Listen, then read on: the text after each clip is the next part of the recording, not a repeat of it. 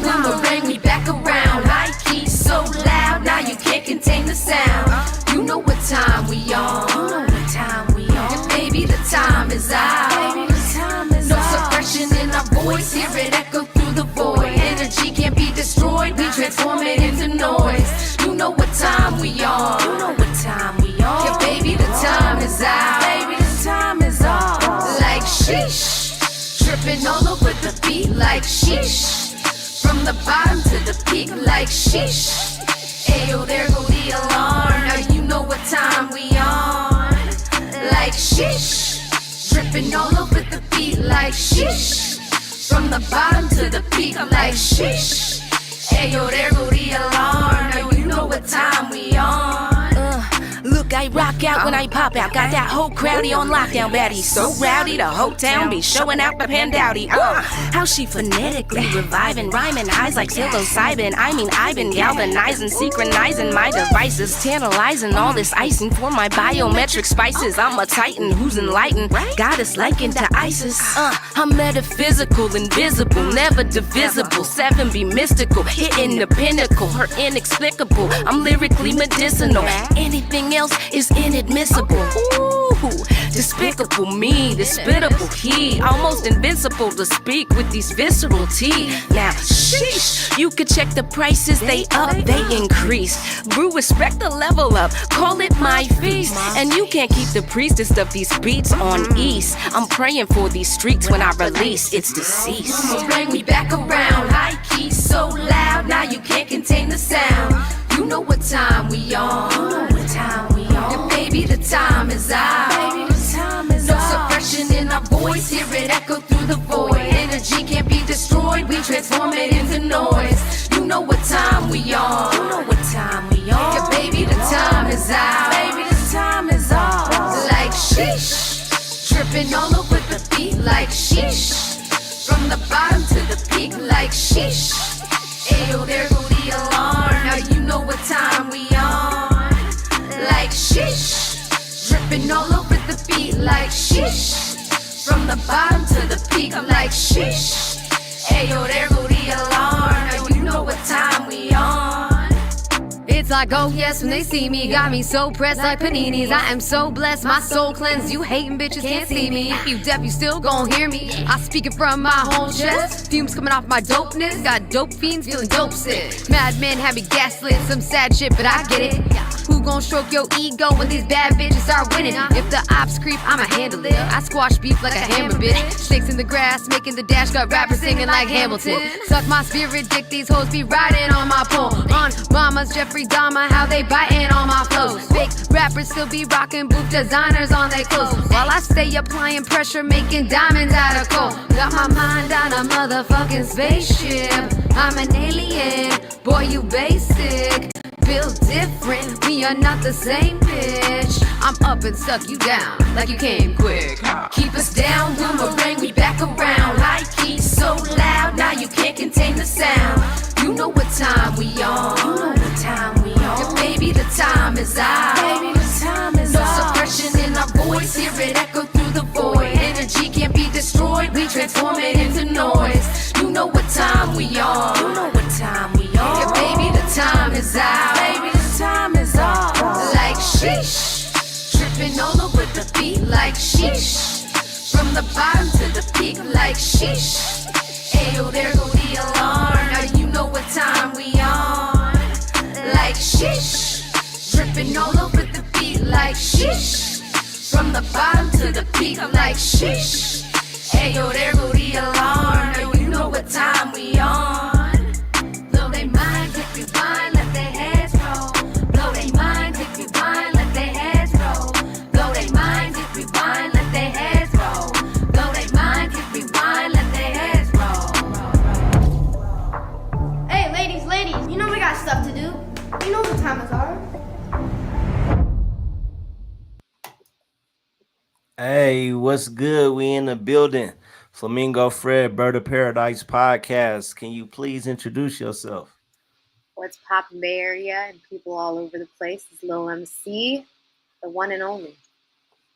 Man, that's what's up. That's what's up. We appreciate you having you on. Hey, shout out to Folded Waffle Blog for hey, bringing us together. Much love. That is what happened, right? I remember that. We had actually me and Breathless, our other song got featured on Folded Waffle, so that's dope that we had this video on there. That's how Yeah, it all that's started. it's a dope thing. The blog is doing work and promoting the artists and moving and grooving. They brought me out for the History of the Bay, which was a beautiful event. Tapping in and everything like that. But you said you had a project that came out October the 1st. Am I correct? You are correct. First day of Okay. October, my favorite month of the year. Favorite month? Why is that your favorite month? Well, you saw that young gentleman in the end of my music video that just played. That's my son, and his birthday is on Halloween. So, Oh, okay. you That's know, what's up. October is my favorite month. Halloween's my favorite holiday. He's my favorite person. So Hey, I that's spend a that's lot a of money in October, but it's still my favorite. hey, I was about to say, it's gonna be that trick or treat bag gonna be filled up. That part. And his birthday party, man, they get older and parties get more expensive. Hey, nah, I bet my son's 4. He gonna be 5 this year, but his birthday December 11th. You know what I mean? So Ooh, like 2 weeks before Christmas. So you gotta go with the double whammy. ooh, December's a fun one for you, huh? I don't really mind it. I just look at it as another opportunity to do something. But as a parent, especially when you're making it happen, you gotta start calculating. Yeah, I know. And December's a slow month too. Man, because that's because December's a slow month because no matter what, you gotta put little Timmy Train under that tree. Ooh, yeah. No, I hear you. I'm not a big Christmas celebrator, so I kind of just I let the other parent do that, but I still try to spoil him with some cool stuff, some Yeah, see, experiences. I like Halloween, but I love Christmas too. Christmas is my favorite. Yeah, Yeah, most definitely. I don't like being broke and cold, but I do like Christmas movies. Nah, I feel you. The weather it be something, but I like getting festive and we hot toddy and sipping and you know You dress we up like Santa? shit. I haven't, but what I did start doing, and we was talking about this off air. They like, oh man, Oregon mess with the Bay. I started getting a bunch of like ugly Christmas sweaters. Like people start bringing me flamingo everything, like all these flamingos and shit. Then they start bringing me like I got Christmas sweaters. So I do want to dress up like Santa, but I got hella ugly Christmas sweaters. I'll be rocking with the stunners and the ugly sweater and be moving around. That's a vibe. Okay, I gotta check out one of these ugly sweater flamingo Christmas parties. I know you're Yeah, gonna throw one soon. I had a Christmas Album album. release. Yep, album release, Christmas album release with the ugly sweaters. Yeah, I had a Christmas album. It was popping. I might do another one because it was fun. But back to the project. You Yep. said it dropped October the 1st. Can you tell us a little bit about the project?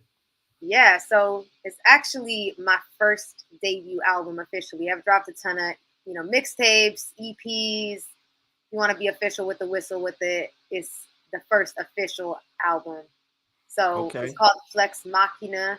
It's inspired by one of my favorite movies, and it's inspired by cyberpunk in general. But the movie it's inspired by Mm, is Ex Machina. It's a movie. I don't know if you've seen it or if you like cyberpunk or sci-fi or dystopia movies, but that's my bag. I love comic I, books too. So it's a I movie love that. I about love that shit. yeah, it's so good, right? Like Ghost in a Shell, all of that stuff about Hmm. like I mean, we're basically in those movies right now with what's going on with AI and technology, but it kind of just explores like what's the difference between artificial intelligence. Transhumanism. Oh, that's a yep. Yeah, no, it's crazy right now. I be walking around San Francisco and there's self-driving cars, and I talk shit about them all the time, and I feel like they start like surrounding me. So it's a Yeah. crazy world we're in right now. So I mean, the album doesn't have like any clear messaging that's threading through it. But sonically, I produced about 50% of the album, or like I produced 30%, co-produced another 20%, and so we put Hmm. a lot of like big booming 808 sounds, a lot of like glitchy sounds, synthetic sounds, synths, and all that fun stuff. And then all the visuals are going to be kind of inspired by cyberpunk movies, like I said, Terminator, Matrix, War of the Oh, Worlds, Fifth Element, Love, Death, and Robots, all the good mm. stuff. I've watched all that. I just went on because I'm big on. I got a synthesizer at home. I really cashed out and got one a little while back. I got a synthesizer because I love the sound. You made me want to touch on like three things, so I'm gonna try to tackle them. But I, Yeah. I just not too long ago watched Terminator because that's just a classic. And I love the dystopian. I love those types of movies. I like synth. If you notice, like with a lot of the Bay Area sound, and I'm big into it, especially when we had hyphy and we had everything like that, or you could see a lot of 40 shit he putting out. A lot of that shit is drums, and a lot of it is synthesizer. Rick Rock be hitting it with the synthesizer, which goes back to the roots. If you look at it, because I've been studying hella music lately, it's just kind of like that breakdancing era, Egyptian Lover and all that shit. And that's if you look, that was kind of dystopian, futuristic back then, but that's kind of some of my favorite era of hip hop. Yeah, no, I hear. I mean, hip hop is like the leader in technological innovation, in a lot of ways, and so it kind of behooves you not to incorporate technology or thread it into themes because, like, you wouldn't get modern music production had it not been for DJ Kool Herc creating the merry-go-round method back in 1973, which means you don't get techno or EDM or house without Kids in the Bronx and hip hop. You know what I'm saying? Man, So, and then if you think about it, like the whole reason why there was even equity amongst, young black and brown artists was because of that big blackout that happened in New York where people were able to kind of get all that expensive equipment and maybe people frown upon that or whatever for looting and whatnot, but it created some equity because DJ equipment's super expensive. Like you weren't man, able to just vinyl record players, all that stuff. So yeah, I mean, man, it's really crazy if you look back at like the whole lineage and legacy of hip hop and how it completely oh, altered music. it's a beautiful thing. And then sometimes shout out to Dom that's watching, and Sean, and my big bro checking traps also from the Bay. um but I've been in different music scenes. I've traveled from the Bay, Oregon, Arizona. I seen LA, and it's funny how you see people get kind of snobby, in different music scenes, like the EDM scene sometimes. And I'm not saying one particular one is snobby, but if you look at it, it all comes back, from the same place. If you look at house music and the beginnings of house music and hip hop for, now they have this EDM and, stuff like that, but it all started back coming from the same place. Yeah, and hip hop is beautiful because it actually incorporates and allows you to like remix all of these different genres. So it's like the dope thing about it is that it created, this kind of like ecosystem of kind of revitalizing older artists and reintroducing artists that were like old, from the 60s, 70s, 80s, and making them relevant again. And so I feel like people should have more of an appreciation and be less snobby towards hip hop because you never know. Like there could be some kid crate digging and find some vinyl of some nobody that never made it like $10 in their life, and create like the next biggest hip hop album off of like a vocal melody that they flip. Man, most definitely. And that's the reason why I do this podcast.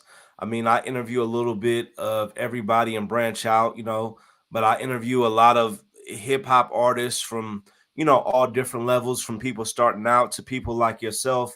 And, one of the biggest thing that messes with me about, hip hop, and it's from the outside, is how they'll try to downplay hip hop and rap and make it like it's just something dumb, or just oh, local. I remember, oh, they're a local rapper, or, oh, they got their mixtape, and they'll try to downplay it when of course there's elements in music that we don't like and people add into it. But flip side to it, man, it's a beautiful thing. People try to sweep it under the rug, but this is poetry. This is music. This is taking all these different elements, and like you said, this might be an artist from you know the middle of nowhere, and he invested a lot of time in making this project, and he might not have a bunch of followers or whatever else, but somebody 5 years from now might take it and flip it, and it turns into something else. Nah, totally. Yeah, no, it's there probably a lot of people do frown upon it or think it's not considered like musical, even with my dad, he come from Venezuela. He come from like an era where he was into rock and whatnot, and so sometimes he'll be saying kind of some dismissive stuff about hip hop, and it's kind of like you got to remind him, like, yes, there are, I think, the type of person out there that doesn't make music because they're musicians. They make music for money, and I think that is going to impact the integrity of the music. But don't get it twisted. There's so many artists out there that are making music for the love of music, and that takes skill. Like I love Tyler the Creator's project that he just dropped. Oh Like that was so intentional and man, artistic. man, I was just checking that shit out today. It's funny you said that. I was just going through it and checking it out today, and I was listening to it, and Tyler, however you could feel about where he's at as an artist, I don't think he's the best rapper. But it doesn't matter. What I'm looking at with Tyler is I'm looking at his aesthetic. I'm looking at these visual. I'm looking at this story he brings to it, and that's what makes it a masterpiece. If you heard this song that he dropped, I forget what the song was called. It was something dead, something he dropped. And if you heard this song maybe from another artist that stayed in San Jose in the Bay, you might have been like, it's cool. But Tyler puts it together with this story and this aesthetic that it makes it a masterpiece. And it's just like you're trying to break it down and figure, you know what I mean? It's dope. No, for real. And I think it's like when you get to be an artist of that stature, where it's like, yo, he's won a Grammy. He's done so much in his career, and now he just wants to make art the way he wants to make art. And I look at Kendrick as the same way. Like they don't really care about making hits for us. They've already done that. They've done world tours. They just want to make art the way they want it. And so I think that's inspiring because it's like at the end of the day, not everyone's gonna like your music. Like I have people At review my all. album, and it's like I'll have one person that hates the title and loves these two songs, and have someone else that's obsessed with the title and loves it's everybody's different. So that's the beautiful thing about art is subjective. And so And that's the thing as an artist, is something I had to learn. Or if you are artist out there, wherever you watching that, everybody's not gonna rock with you. You know what I mean? The goal is to find the people that rock with you. Some people might think you're trash or whatever else, and some people are gonna think you're a genius. And I make music, and if I didn't love creating music and creating things, I would not do it ever again. Because you put so much time and energy and investment. But like I said, I've been branching out to different genre, funk, electronic, doing it. But to me, it's an art form. It's poetry. It's telling a story. It's like Tyler. You got these visuals. My thing is I want to make movies, but like Tyler, you're adding these little mini movies and these visuals. And it's an art form, and I always want that in my life.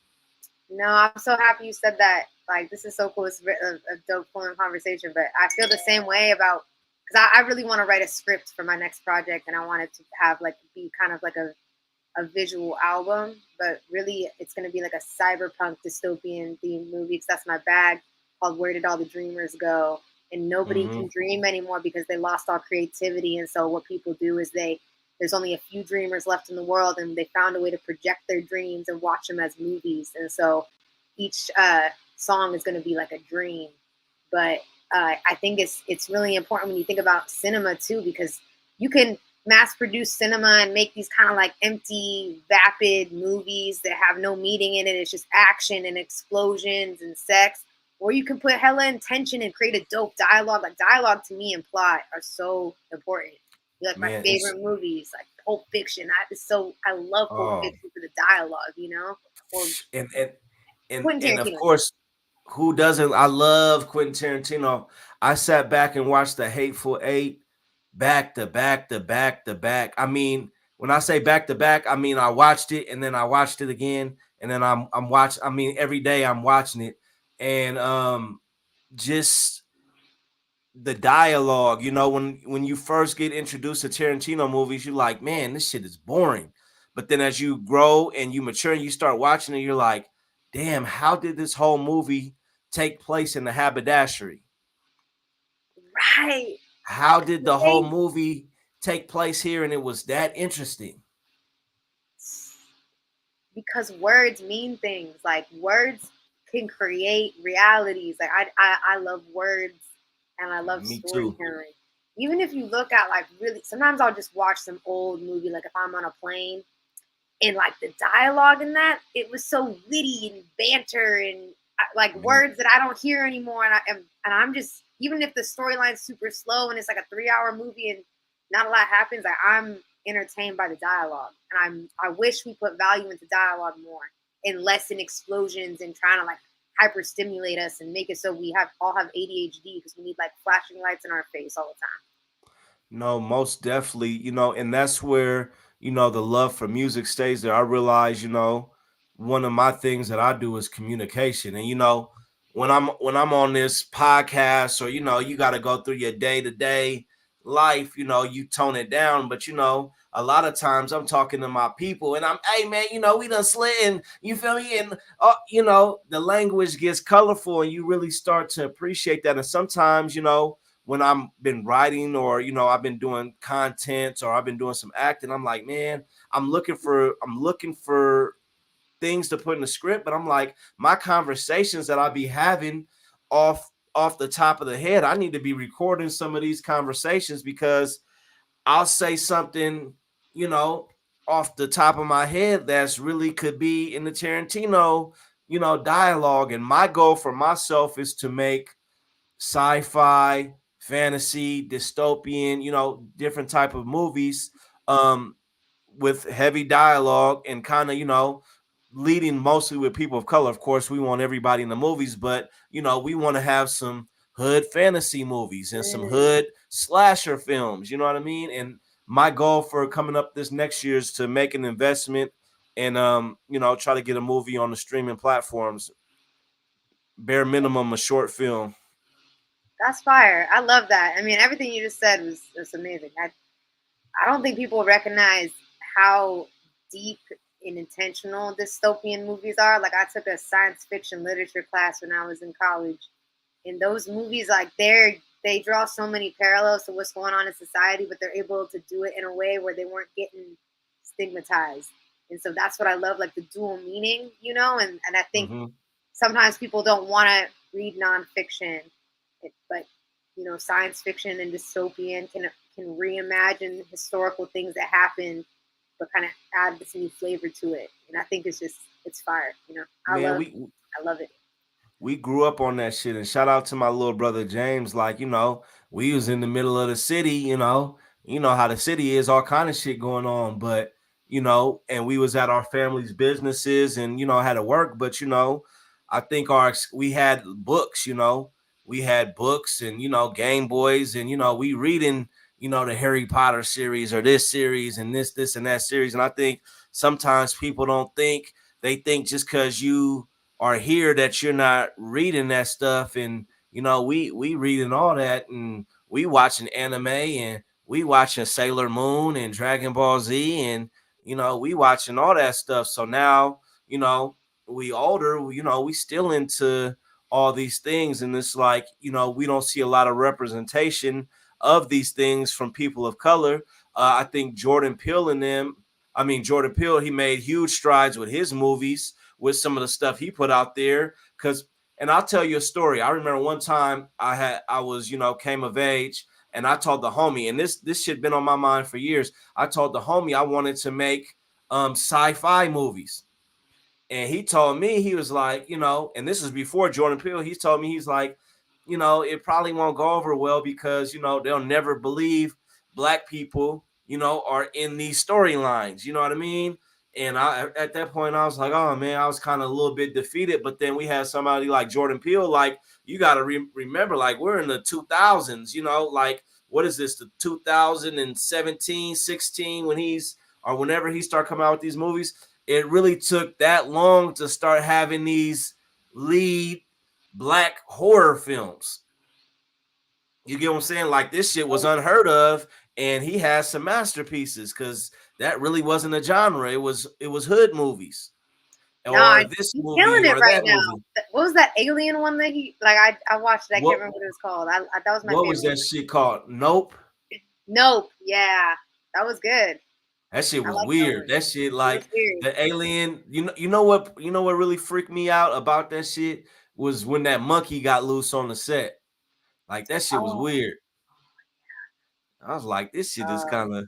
I know that, but that should be happening. I watched a documentary because I'm like a huge animal rights person. Like Mm-hmm. I love animals, and that should be happening. Like people that be selling monkeys for movies, and then all of a sudden they snap. You know, whatever happens, they go through something. They have like mental health issues, and they're not that distant from us. And Yeah. they I still remember come that in. one lady. What was that lady? She had a chimpanzee, and her neighbor came over, and the chimpanzee ripped that lady's face off. Yep, that's what I'm talking about. Yeah, I Yikes. watched that documentary. That shit was.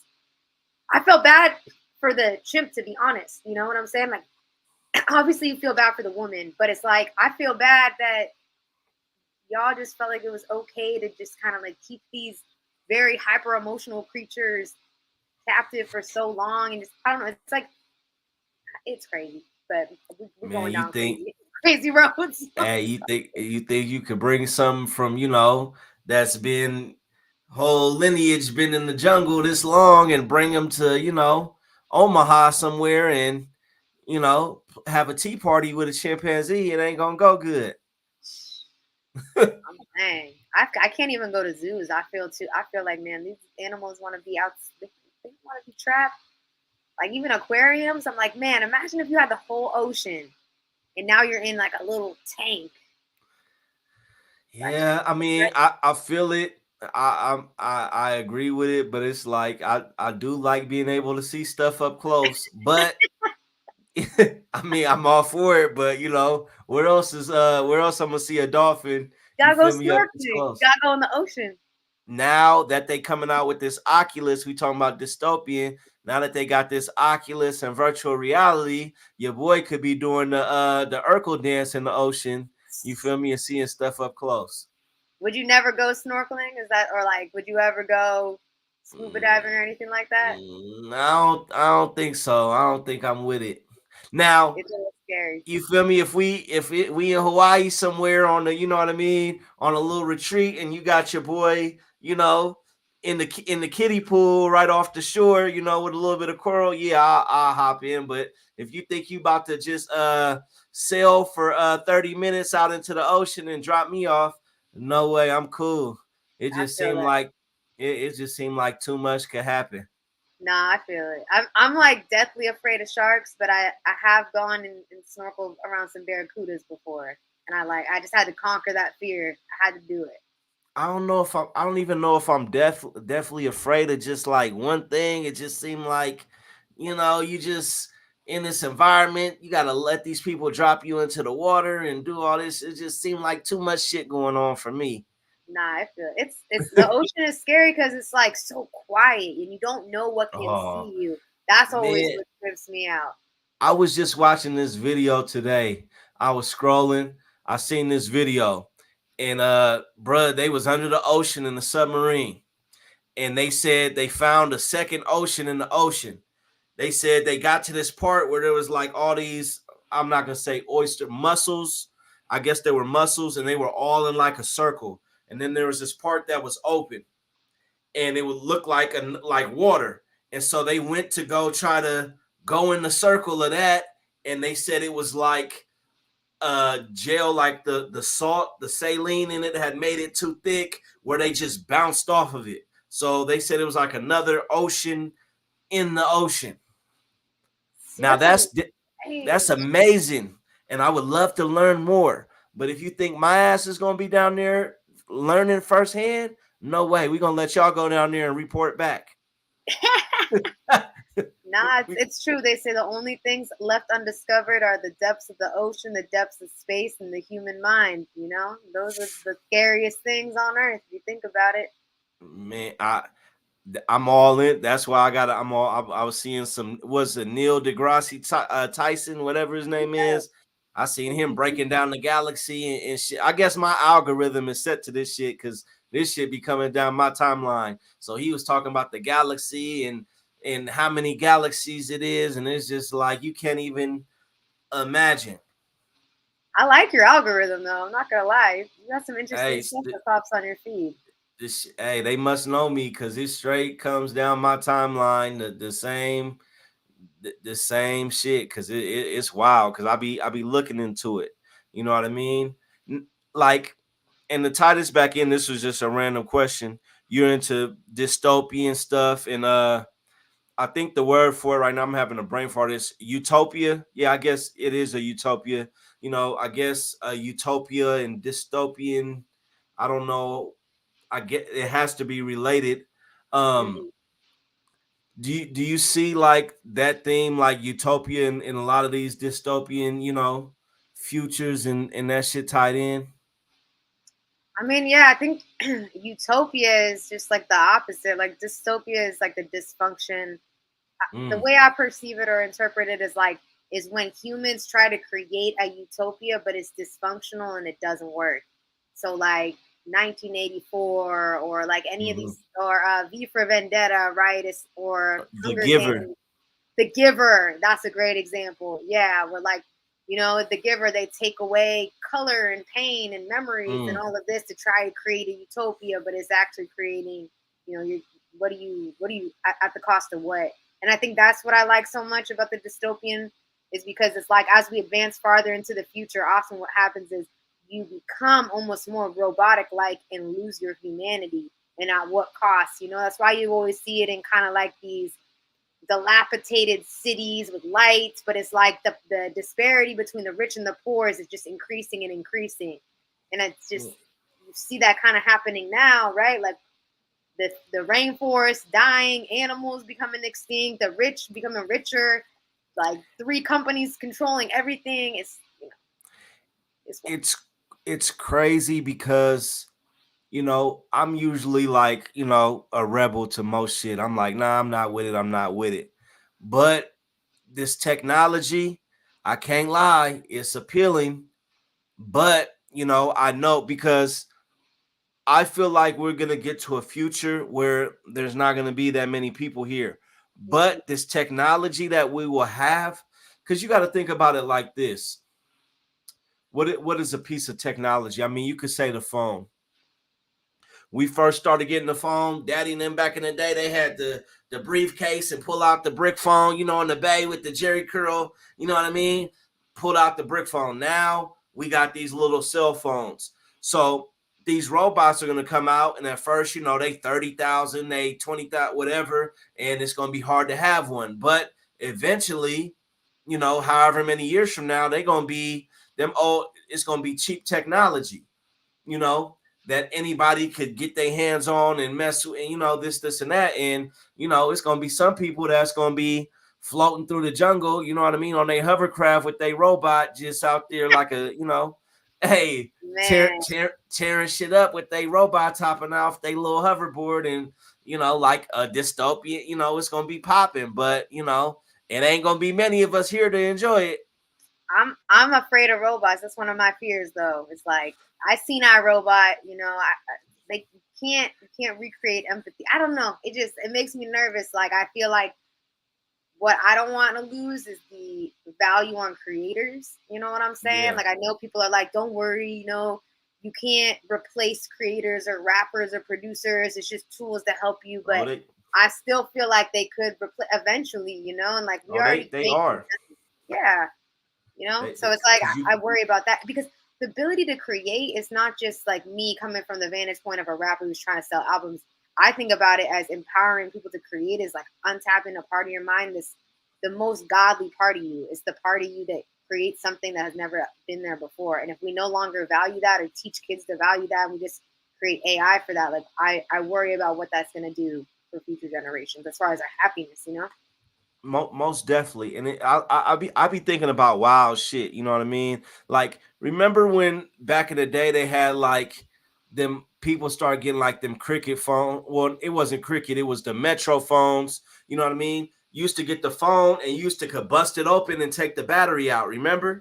Yep. But now we getting these phones and you can't really bust it open and take the battery out. So I feel like these robots gonna be the same way. Like it's gonna be very hard for you to bust it open and mess with anything in it. And it's gonna be tied to the internet and it's gonna have AI. So yeah, you'll be able to, you have a robot girlfriend or whatever your thing is, but this robot gonna be learning about your ass the whole time, absorbing information, it's gonna know when it's gonna have your ass on the algorithm.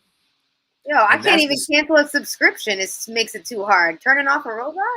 I tried to man, that stop my meta ads and I don't know how to do it. It's like, you know, they do that. They do that on purpose. So that's the scary part. But at the end of the day, you like, okay, 30K for a robot. You like, yeah, I kind of want one, but all right, what do you think about this? Do you think robots are good if humans are using them to kind of get out their violent impulses or maybe like their more deviant sexual desires? Do you think that helps, kind of like a purge type situation, or do you think it worsens it? this is the thing, and we gonna get heavy, and I'm for it, and I'm all the way for it. This is the thing that I'm noticing the trend where we're going right now. Um,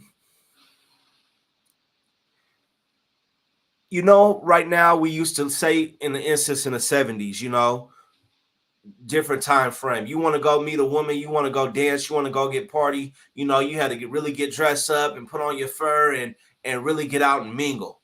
Nowadays, with the technology, yeah, some people still gonna go out. Somebody gonna be on bigbooty.com. Let's just keep it real. No offense. Somebody gonna be on that. So people have their own world already in their phone. They're gaming by themselves. They're on sexual websites.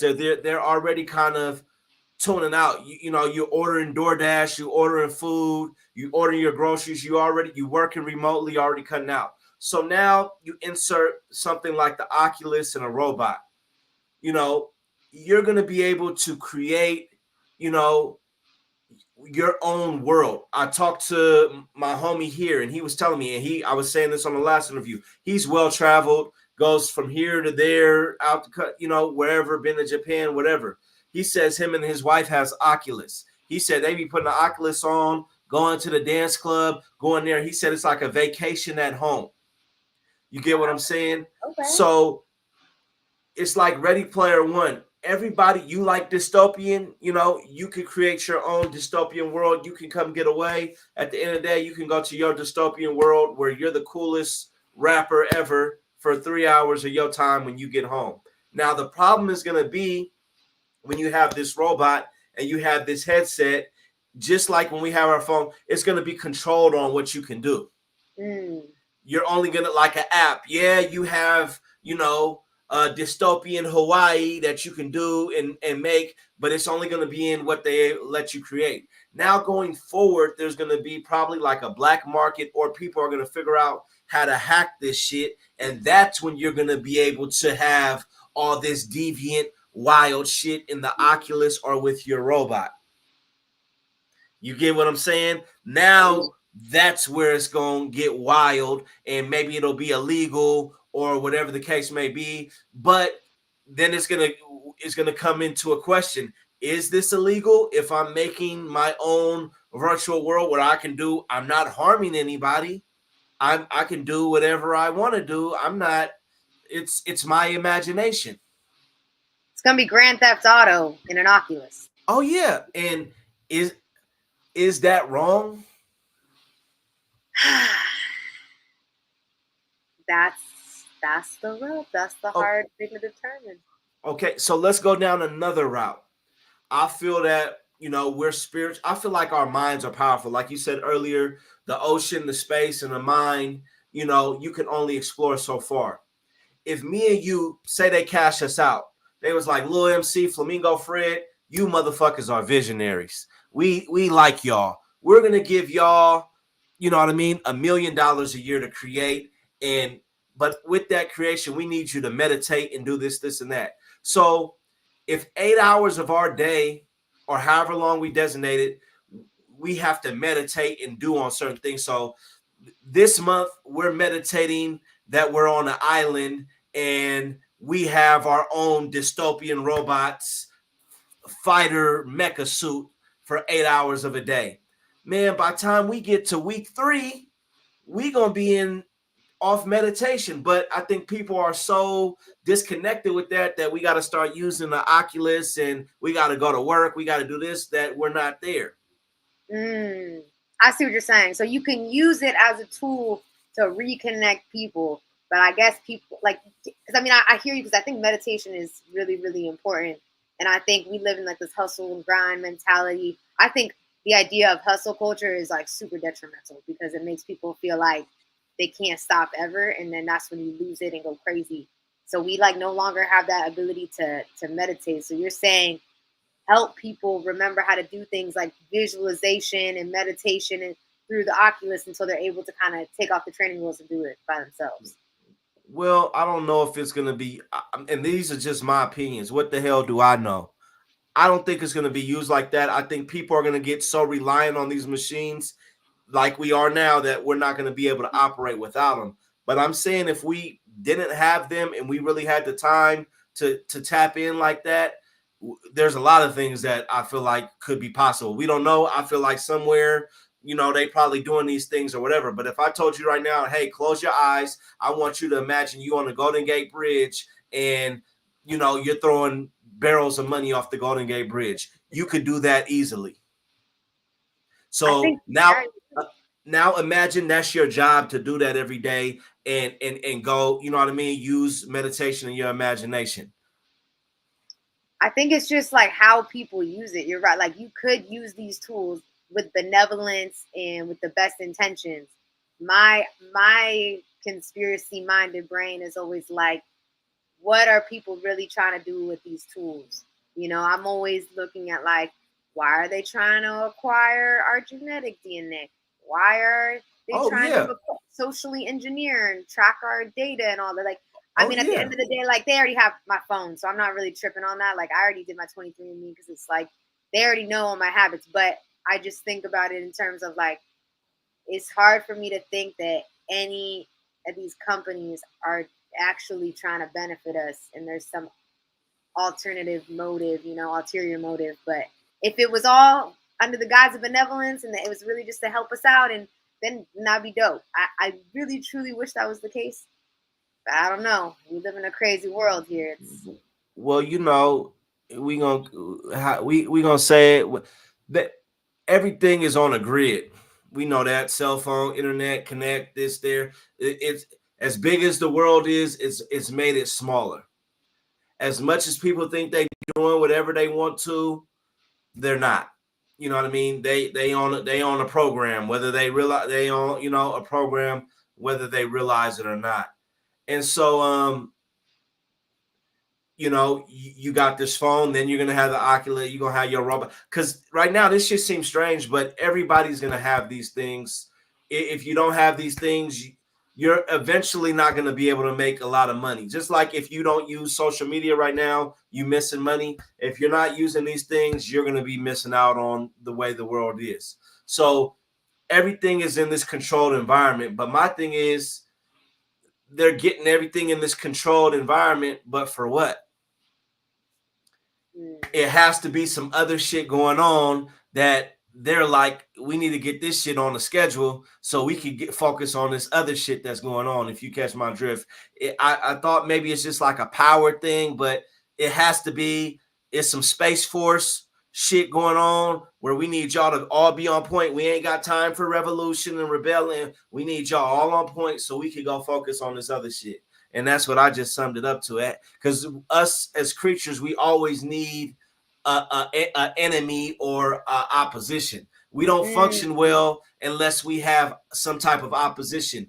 Even in our own personal lives, there's always something we're up against. We don't function unless we have some ops. mm. Basically, we don't function if we don't have ops. Whether it's, you know, daddy didn't believe the Trisha from high school and still on your Facebook, and she didn't think you could. We always got to have an op. It's in our nature. So they getting all this shit together because there's some different types of ops, and that's just a theory. What the fuck do I know? No, I like where you're going with that. I'm not gonna lie. Like you're right. Humans can't function without adversaries. I'm a ruminate on that after we get off this because I think you're cooking with that. Nah, it's real shit. Ops, them ops help you go in there and record that next record. You feel me? That next, you know what I mean? As much as we like to think about all the people that love us, that them motherfuckers that fuel us, it's just like the Golden State Warriors or basketball team. You got to go think about, you know, the non-believers, the motherfuckers that didn't believe, that's gonna push you to go do that great shit. And what happens if you function out of that construct where you're actually not doing stuff because of the ops? What kind of like creations come out of that? If you were to make something, Just out of not, love, yeah, or yeah, I guess out of love, yeah. Would it be man. corny? Would it Nah, not? I mean, I don't think it would be corny. I think I think it's I mean people can operate however they want to operate. I mean, I think it would be a beautiful thing, but we go love, I think love is a scary place. You know what I mean? I think the ops is less scary than love. Now you're really cooking. Because think about it. There's no storylines that don't have an op, even if it's your Hey, own self. Like just the protagonist fighting their own mind or something. Like there's always that opposition. I think that vulnerable, you know what I'm saying? I can't get it out. Vulnerability. Being that vulnerable in love and letting go completely is more scary than what the ops. You know what the ops gonna do? Like that's less. I think it's less scary Oh no, you're 100% right. Yeah, that's the most because vulnerable you could be. It's even more vulnerable than death to be how many people are really loving like that? like Especially point zero one. especially in this day and age and in this culture that we're in, how many people are just your friend Beverly is just she's just open. You're gonna say Beverly's a damn fool. No, you're right.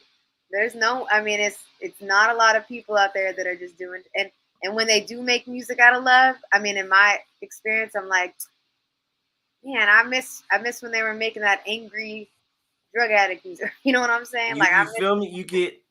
You get taught like you. I mean, and of course we humans and we go through different emotions and sometimes this and sometimes that. But I think yeah, I mean we.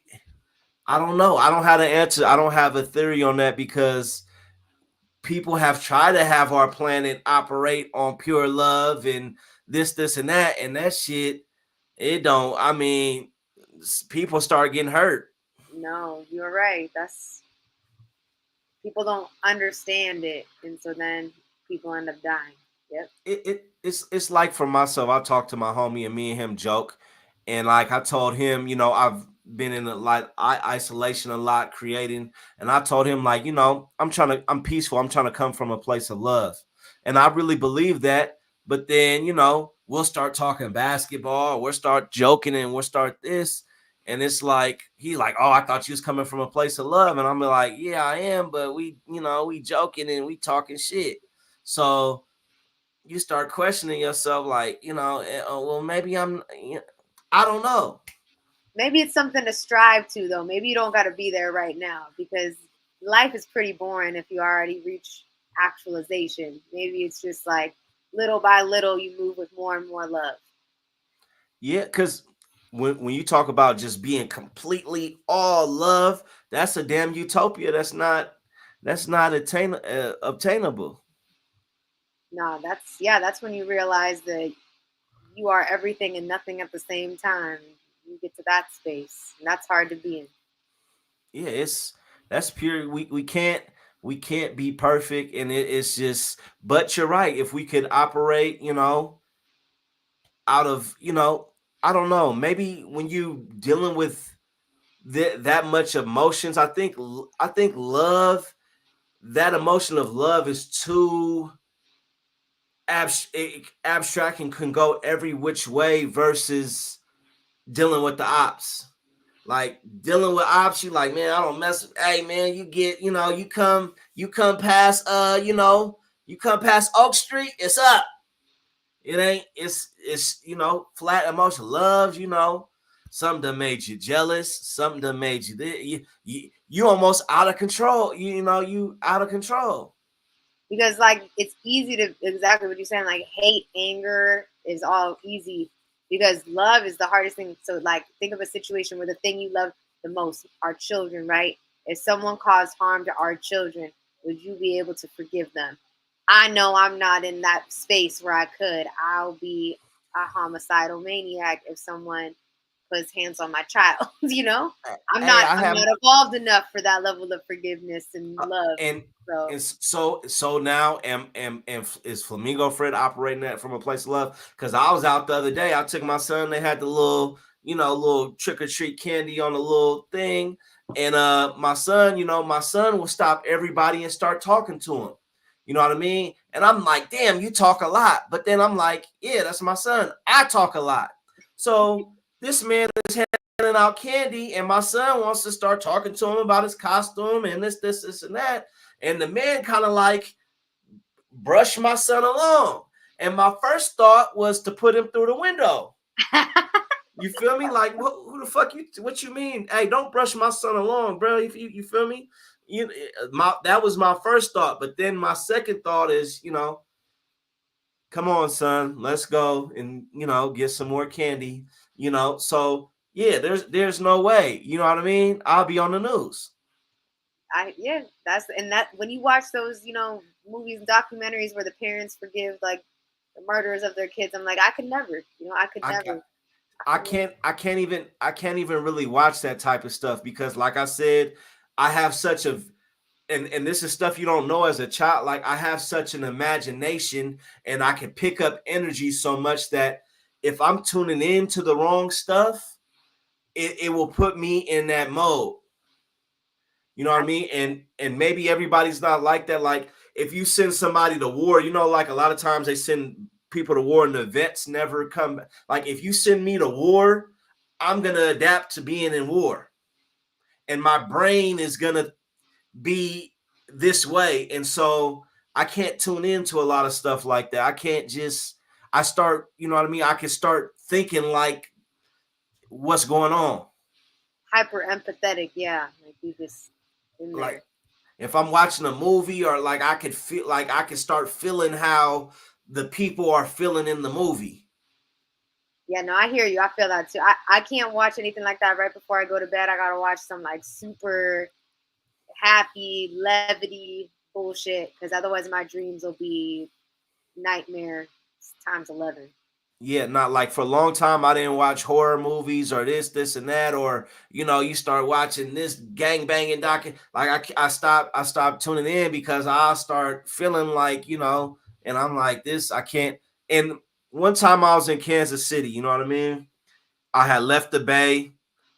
I actually went to Arizona, but was from the Bay. I was in Kansas City, and this lady said something to me that I'll always remember. Like I was struggling or whatever. I went to go get a checkup, and she said, and this seems so simple now. She said, "What you put into your mind is just as important as what you put into your body." Now that seems simple as ever now, but at that point in time, ain't nobody I never told me no shit like that. I never even thought about that. And each of your children and people are different. You got to learn who you dealing with. I didn't, as a person, I take all this shit in. I'm feeling everything around me. And you gotta be careful with that shit. Nah, for sure. Poisonous thoughts, right? You can manifest anything. Words can manifest anything. Like generational, like when people talk about stuff that kind of transmits generationally, like trauma and stuff like that, they've done hella studies. Like they tortured these mice and or like would shock them, and then right when they shocked them, they would have them smell this flower. I can't remember what it was. Cherry blossoms, and for like the next 6 generations of of rats or mice, they would all have reactions to when they smelled cherry blossoms because the trauma lived inside of them, and that's just your brain. So if you think about that, like it's the stuff that goes into your mind is way more palpable and potent than what goes into your body. You don't have generational broken bones necessarily, right? Like it's not going to pass down. You broke your arm to your kid, but like some trauma that happens to you could pass down to your kids and your grandkids and so on. No, most definitely. And you know, no, who teaches us this? Like, y'all do the hip hop for change, and like, these are things that we need to be educating the children, when they're little, so that way, when they get older, they don't have to go through some of the shit we had to go through by not knowing what's going on. You get what I'm saying? Nobody told me what anxiety was. You know what I mean? I'm seeing people get killed in the city. Like, I didn't know what anxiety, nobody told me this, but generational trauma is definitely a thing. Like I remember when that shit happened. It was like in Alabama where the cruise ship and people was getting hit with the chairs. There was a riot on the cruise ship. You get what I'm saying? And they had that big brawl, the Alabama brawl, where they was fighting On a cruise ship in Alabama? No, remember it was like they was at the pier and it was like a brawl had broke out. You know what I Oh mean? my gosh, yes. Remember that shit? Mhm. Remember that shit happened? Everybody thought it was funny. Well, I was trying to explain people after I thought about it. Yeah, it was funny, and we're not trying to make it a big racial thing. But in the community, when you seeing a group of people, jump on a black person that's not doing nothing, we don't realize it, but that's generational trauma. Yeah. Automatically, something's clicking. Now it's a broad and jumped off. Why is that? Because there was times where people was getting drug out of their homes and drug it through town and getting hung and getting beat up and this and that, and and the dogs was getting sick, and all you could do was sit there and watch it. So now when Leroy's trying to do his job at the pier and y'all get to jumping on him, you feel me? Something just clicks, and now it's some shit jumping off. It's survival, at the end of the day, and it's justifiable survival reactions or mechanisms that are kind of setting alarms off in that instance, So it's like I almost feel like what did they think was gonna happen? I no one is no one is being taught that shit. What generational, nobody taught me what generational trauma was. That's some shit I had to grow up and learn and discuss and kind of reflect on what that means. Even like anxiety and things like that. Like it's good that you brought that up because and especially like it's really taboo, and I think Black and brown communities and for men too. Like what mental health, anxiety, like you're supposed to just kind of rough through it. But it's like if you keep going through your whole life, you don't even know what it's like to not have anxiety or what it means to actually be at peace. And I can't even imagine what that must be like for someone to just live their whole life constantly under anxiety. You have a bunch of physical adverse effects that come with that too. So yeah, we just gotta normalize mental health for everybody. No, most definitely, because as I'm going through this journey in life, I feel like trying to be an artist and in the city and but being an intellectual and learning things. I'm going through this journey and I want to learn, but I look at a lot of shit now as like, man, I'm learning this shit in and I'm taking it in because how can I package this up and give it and get it to my son? At what point does he need to learn which lesson?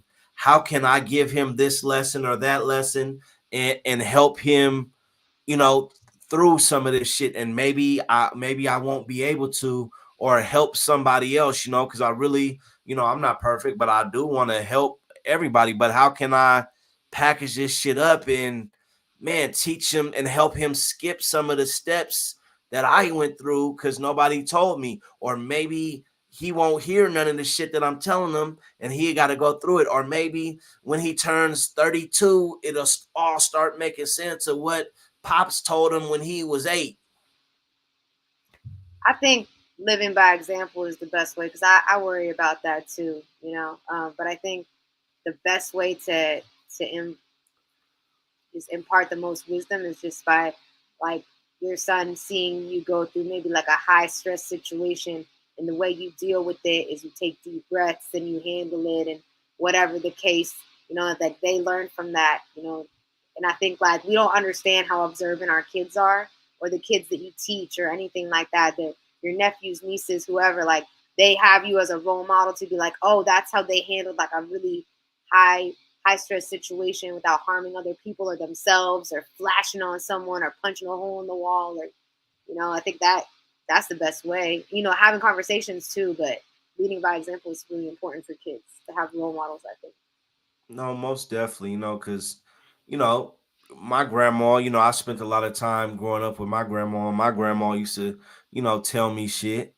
And, you thinking like, grandma, what do you know? You're a grandma. You don't, not thinking in your, kid brain that damn grandma came from the South in Arkansas, and they was picking cotton down there, sharecropping, in the 30s and 40s, you know what I mean? And then left Arkansas and came to the Bay Area and opened up these businesses all around the city, and you get what I'm saying? Grandma done seen more than, you would ever know. Grandma But went through it. man, grandma went through it and had the pistol, you know what I mean? And this and all kind of, but as a child, you're not thinking about that. No, for real. No, I think about that. It's crazy when you're a parent and like you just look at the world so differently because you just want to protect your kid and give them the best, but then also realize that they're not you and they're not a part of you. They're their own person. It kind of trips you out if you think about it. When you have to let Not them make their own choices, and you're like, ah. it's like Darwin's theory, survival of the fittest, Um the hopefully, you gonna make it. Like I look back at life and you always in the time you always think you so smart. You always think you know this. You always think, especially coming from the Bay. In the Bay, we all want to be gamed up, man. I got you gamed up, you got game, man. Sell salt to a slug. In the Bay, But looking back, you're like, damn, you know, it's like one of two ways. Looking back, you either think you're dumb or you don't give yourself enough credit for back then. But I look back and I'm like, phew, luckily, I didn't end up in the penitentiary. Luckily, I'm here today and this and that. And luckily, but your child going whatever, hopefully they go, on a cool route that they can make it through it. Sometimes, they might be at a corporate job and that's still survival of the fittest. Yeah, corporate job, one of the most survival of the fittest type of environments you could be in. Cutthroat. Yeah. I mean, it's true. The only thing you know is that you don't know everything and that you're still figuring it out. But the one thing you do know is that you're an expert on yourself. Are you? I like to say I'm more of an expert on myself than anyone else because I feel like you can get advice and have a lot of input and you can take that into consideration. But a lot of the biggest choices I made in my life has come from me going inward rather than outward. So I think I'm an expert on. I know I'm an expert on myself. I bet you're an expert on yourself too. It's as much as we have confidence and we cocky and we doing this and that. As much shit as I think I know, I also feel like I don't know shit. So as much as I think I know about me, I feel like I'm still discovering a whole bunch of different things about myself all the time that surprise me. Or, like, damn, I don't like this. Damn, okay, I think I figured out why I don't like this. Because if I remember back when and this and that, so I'm still learning all the time. And maybe, maybe you mature, maybe you at a whole different level than me, you know what I mean? And you Yeah. mastered it. But I feel like me, I'm just learning new shit all the time. And, But you're more of an expert on you than anyone else. That's all I'm oh, saying. Oh, most definitely, I'm most not saying definitely. that I know everything about myself, but when it comes to, I'm saying that's the only expertise I have Yeah. is on me. You know, more. I might have a therapist come and psychoanalyze me, or a really good friend give me some insight. But I think that when it comes to me, I know is right for me and what I want if I really take the time and the space to. I talk to my higher self and my future self all the time. That's what I meditate to, Mm-hmm. um, and I visualize all the time. And if I really sit and I listen, my future self, my higher self, will give me the answers that I need.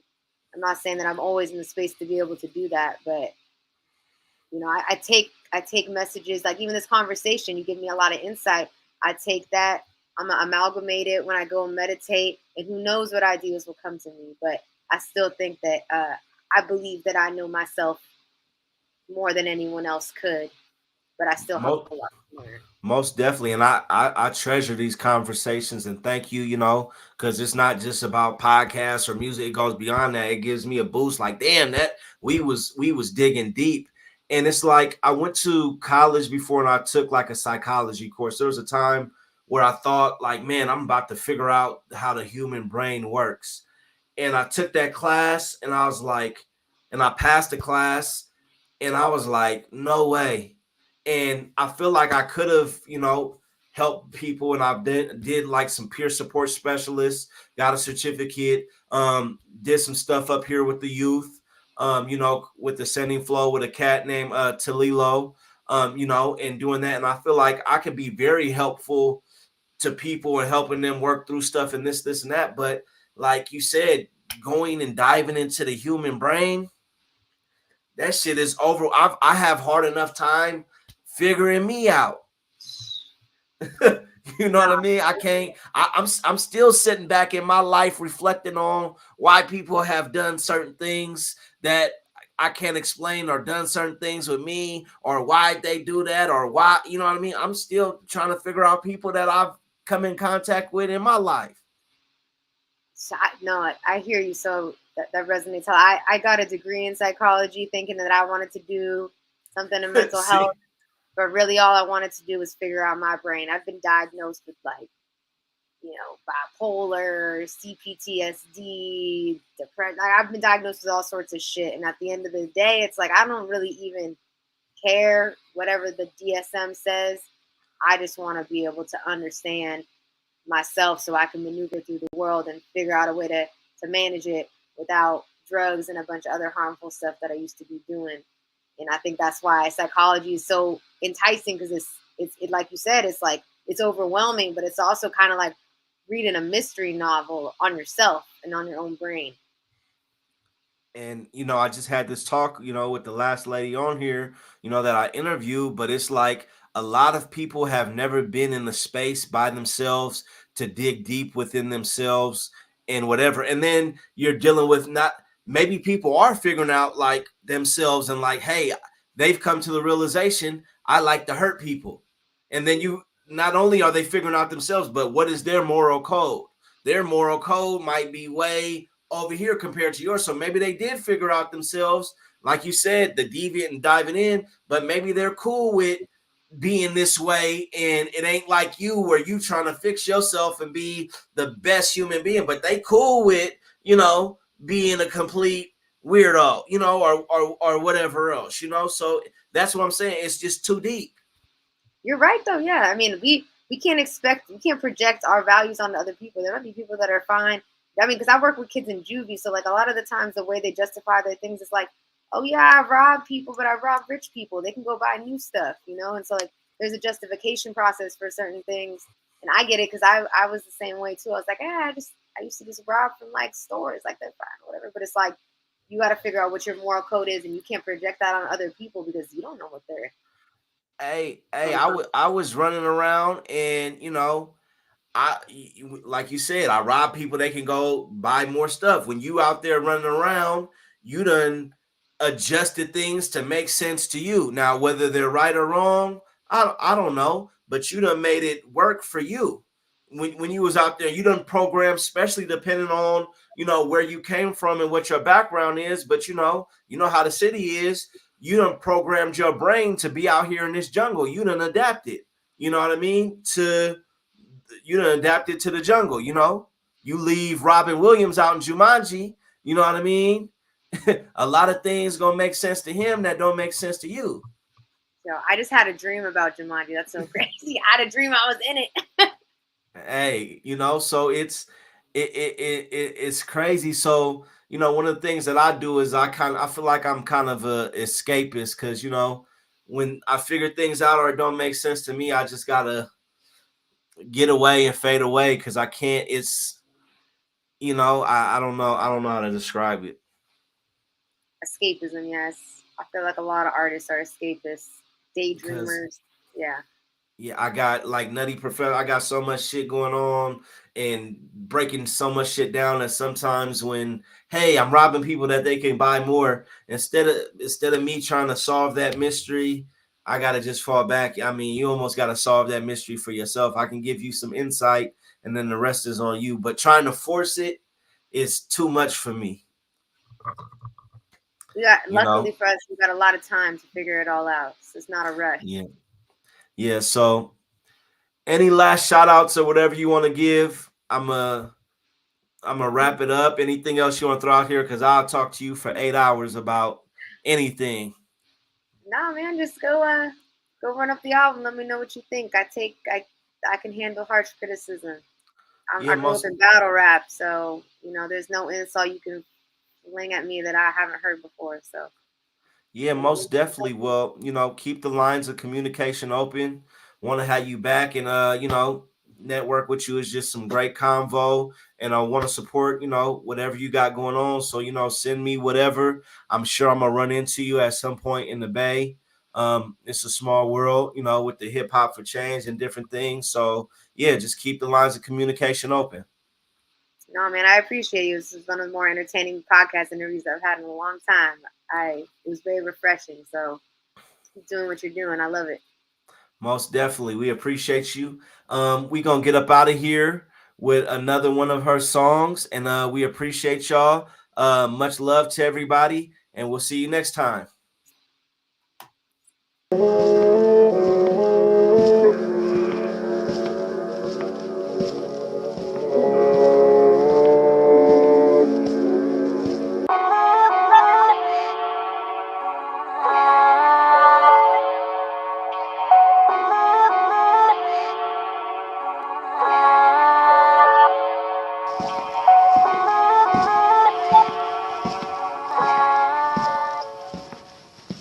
I'ma need a bag, not a cosign.